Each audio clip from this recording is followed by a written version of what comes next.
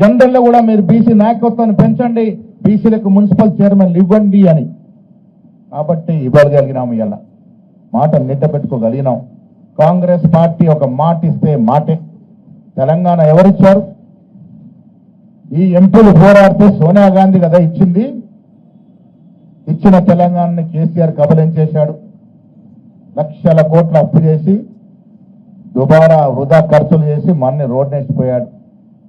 ఇలా బీసీలకి స్కాలర్షిప్ ఇవ్వాలన్నా, ఓవర్సీస్ స్కాలర్షిప్ ఇవ్వాలన్నా డబ్బులు ఎత్తుకునే పరిస్థితి. నెలకి 6,500 కోట్ల అప్పు ఇన్స్టాల్మెంట్ కడతా ఉన్నాం. 6,500 కోట్ల జీతపత్యాలు ఇస్తా ఉన్నాం. మిగిలిన డబ్బుతో ప్రభుత్వం నడుస్తూ ఉంది. అయినప్పటికీ ముఖ్యమంత్రి గారు, ఉప ముఖ్యమంత్రి గారు కింద మీద పడి మనం ఇచ్చిన మాటను మాత్రం ఎక్కడ దించట్లేదు.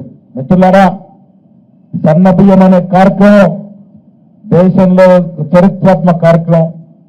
దొడ్డు బియ్యం పేరిట స్మగ్లింగ్ జరిగింది గత ప్రభుత్వంలో. ఇలా సన్న బియ్యాన్ని ప్రతి పేదవాడు తిని ఆస్వాదిస్తా ఉన్నాడు. ఎంతమంది బీసీలకు లబ్ధి చేకూరుతా ఉంది. 200 లోపు కరెంటు బిల్లు, 0 బిల్లు ఎంతమంది బీసీలు వాడుకుంటా ఉన్నారు. ఎంతమంది బీసీ మహిళలు ఉచితంగా బస్సు వాడుకుంటా ఉన్నారు. ఇవన్నీ కూడా లెక్కలేసుకోవాల్సిన అవసరం ఉన్నది. కమిట్మెంట్తో ముందుకు పోతా ఉన్నాం. నేను అందుకే గట్టిగా ఇలా ప్రజలకి అందుతున్నటువంటి వెల్ఫేర్ సంక్షేమం కానీ, జరుగుతున్న అభివృద్ధి, హైదరాబాద్ ఫోర్ట్ సిటీ కానీ, మూసీ ప్రక్షాళన కానీ, జరుగుతున్న అభివృద్ధి అంతా కూడా ప్రజలు ఇనుకుతా ఉంది. కాబట్టే వచ్చే ఎన్నికల నాటికి 119 ఉంటే 100కు పైగా గెలుస్తాం. అక్కడ డీలిమిటేషన్ జరిగి 160-65 అయితే 140 సీట్లు గెలుస్తాం. కారణం మీరిచ్చే భరోసా, బీసీల ఓట్లు. బీసీలు కాంగ్రెస్ పార్టీతో వెన్నుదున్నుగా ఉంటారనే ఒక నమ్మకం.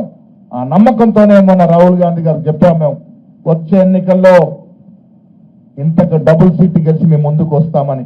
కారణం ఏంటంటే ఎస్సీ, ఎస్టీ, బీసీ మైనార్టీలు మాతో ఉన్నారనే ఒక నమ్మకం, ఆ భరోసాకు తగ్గట్టే మేము కూడా పనిచేస్తా ఉన్నాం. ఇక నాయకులంతా కూడా నిరంతరం ప్రజాసేవలో నుండి పనిచేసిన వాళ్ళమే. కానీ మిత్రుల ఆఖరి ఒక మాట చెప్పాలి, ఐక్యత లోపం ఉంటే ఏమీ చేయలేం. నేను 2014లో నిజామాబాద్ ఎమ్మెల్యేగా పోటీ చేస్తే 60% పైగా బీసీలు ఉంటే నేను తప్ప అందరి అగ్రవర్ణాలే పోటీ చేస్తే కూడా నేను గెలవలేకపోయాం. అది మన ఐక్యత. ఐక్యత లేనిదే ఏది సాధించలేం. మధు యాషి గారు ఎల్బీ నగర్లో పోటీ చేస్తే అత్యధిక బీసీ ఉంటే కూడా గెలిపించుకోలేని పరిస్థితి. బీసీలో ఐక్యత రావాలి, కాంగ్రెస్ పార్టీ కోసమే రావాలి. కారణం కాంగ్రెస్ పార్టీ మనకు చేస్తుంది కాబట్టి, మన కోరికలు తీరుస్తుంది కాబట్టి, మన కష్ట సుఖాలు తెలుసుకొని దానిలో భాగం అవుతుంది కాబట్టి, మనమందరం కూడా రాహుల్ గాంధీ గారి నేతృత్వంలో ఆయన ఆశ నెరవేర కోసం ఏకం కావాల్సిన అవసరం ఉంది. బీసీలంతా ఏకం కావాల్సిన అవసరం ఉంది అనే మాట కూడా నేను ఈ సందర్భంగా మనవి చేస్తా ఉన్నాను. పెద్దల హనుమంతరావు గారు బీసీల మాట వస్తే ఒంటి కాళ్ళ మీద నిలబడుతూ ఈ రోజు కూడా, ఈ వయసులో కూడా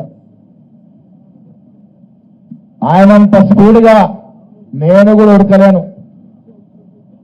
దమాకున్నది కాబట్టి మా మెట్టు సాయి కన్నా స్పీడ్గా ఉడకగలుగుతాడు ఇప్పుడు.